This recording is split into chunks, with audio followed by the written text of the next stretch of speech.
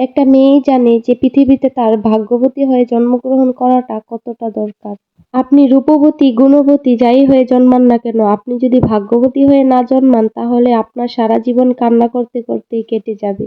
একটা মেয়ে তার বাবা-মার কাছে সবসময় রূপবতীও থাকে আর গুণবতীও থাকে। কিন্তু সেই মেয়েটাই যখন বিয়ের পর শ্বশুরবাড়ি যায় তখন তার কোনো দোষের শেষ থাকে না। তার যে চেহারা আছে সেই চেহারা পৃথিবীর সবচেয়ে খারাপ চেহারা হয়ে যায়। গুণের কথা আর কি বলবো, পৃথিবীর সবচেয়ে অকর্মা থাকে সেই মেয়েটাই। দিনভর হাজার কাজ করলেও শুনবেন যে কোনো কাজই পারে না, বাবা-মা কিছুই শিখাই দেয়নি।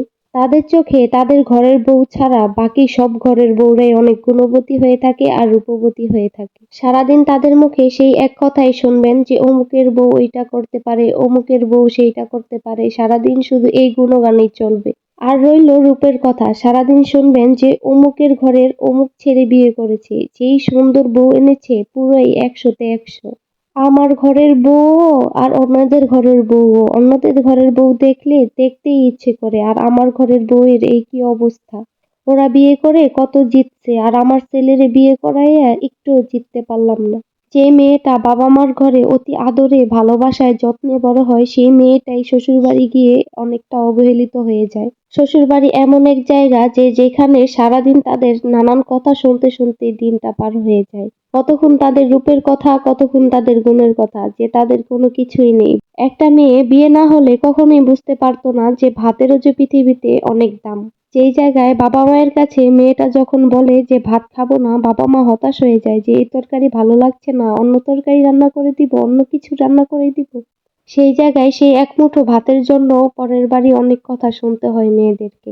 পরের বাড়ির সবকিছুই অনেক বেশি মূল্যবান হয়, সেটা আপনি বুঝতে পারবেন যখন আপনি পরের বাড়ির বউ হবেন।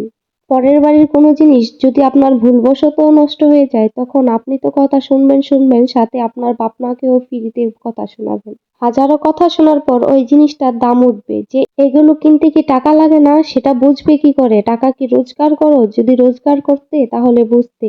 বাড়িতে বসে বসে ঘুমিয়ে ঘুমিয়ে খাও তো, সেটা বুঝবে কি করে? বাহিরে গিয়ে কাজ করতে, তাহলে বুঝতে। অন্যদের মতো বাহিরে গিয়ে কাজ করাতাম, তাহলে বুঝতে যে কতটা কঠিন দুনিয়া। কাজের ক্ষেত্রে আপনাকে তুলনা করা হবে কাজের লোকদের সাথে। এজন্যই মেয়েদের ভাগ্য নিয়ে জন্মগ্রহণ করাটা অনেক দরকার, কারণ ভাগ্যবতীরা বাবা মায়ের কাছেও রাজকন্যা থাকে আর বিয়ের পর মহারাজার মহারানী হয়ে থাকে। আর মেয়েদের ভাগ্য খারাপ হলে কোনো এক ছোট লোকের সাথে গিয়ে পড়ে, যে ছোট লোক নিজের দিকে না তাকিয়ে অন্যকে কথা বলার সময় কোনো কিছু না ভেবে যা ইচ্ছা তাই বলে দেয়। ওই ছোট লোক আর ছোট লোকের পরিবার মনে করে ওরাই সব, ওদের অনেক গুণ আছে, ওদেরই রূপ আছে, অথচ বাহিরে গেলে শোনা যায় ওদের গুণগান মানুষ কিভাবে গাইছে। ওরা মানুষকে কিছু বলার আগে এটা ভাবে না যে আমাদের নিয়ে মানুষ কি বলে। ওরা ভাবে আমরা নিজেদের যেমন ভালো মনে করছি, মানুষও মনে হয় আমাদেরকে তেমনই ভালো মনে করছে। ওরা মনে করে ওরা আপনাকে যতটা সুখে রেখেছে ততটা সুখে হয়তো কেউই থাকে না। আপনাকে উদাহরণস্বরূপ যারা অনেক দুঃখে আছে তাদেরকে দেখাবে যে ওদেরকে দেখো, ওরা কত কষ্ট করে সংসার করছে। সুখে আছো তো তাই বোঝো না, ওরকম ফ্যামিলিতে গিয়ে পড়তে তাহলে বুঝতে। কিন্তু ওরা এটা জানে না যে ওরা দুইজন একই কোয়ালিটির মাল, ভিন্ন জায়গায় থাকলে কি হবে, তারা একই কোয়ালিটিরই। তাই তো ওরা বেছে বেছে ওদের কোয়ালিটিকেই দেখায় যে ওদেরকে দেখো কেমন করে ওরা, কিন্তু ওদের থেকে ভালো কোয়ালিটি আছে যারা, তাদেরকে দেখাবে না কখনোই আপনাদেরকে। তাই একটা মেয়ের জীবনে বিয়ের পরের জীবনটা সুন্দর হওয়াটা অনেকটা জরুরি, কারণ একটা মেয়ের জীবনের মূল অংশই থাকে বিয়ের পরের জীবন। কারণ একটা মেয়ের জীবনে যদি বিয়ের পরের সময়টা ভালো না হয়, সুখের না হয় বিয়ের পরের জীবনটা, তাহলে এর চেয়ে খারাপ কিছু হওয়ার জন্য একটা মেয়ের জীবনে আর কিছুই বাকি থাকে না। তাই আল্লাহর কাছে একটাই চাওয়া যে আল্লাহ তাআলা পৃথিবীতে যতটা ভাগ্যবতী মেয়ে দিয়েছে তাদের মতো করে প্রত্যেকটা মেয়ের জীবনকে যাতে ভাগ্যবান করে দেয়। আমার আজকের ভিডিও এই পর্যন্তই। সবাই ভালো থাকবেন, সুস্থ থাকবেন আর আমার জন্য দোয়া করবেন।